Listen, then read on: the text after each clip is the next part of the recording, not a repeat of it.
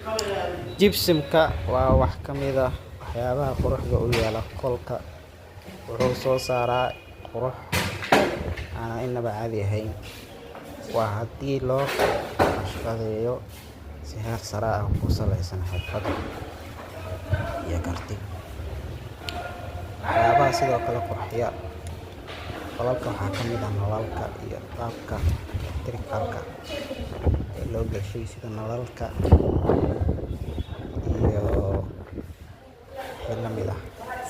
Ayagana waxay ka qayb qaataan quruxda qolka iyo inuu noqdo qolka mid aad u iftiin badan oo soo jiidasho leh, maadaama ay keenayaan iftiin.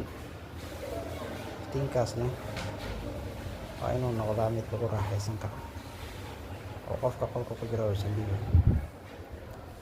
Haddaba gypsum-kaaga u dhiibo dad xirfad leh oo aqoon u leh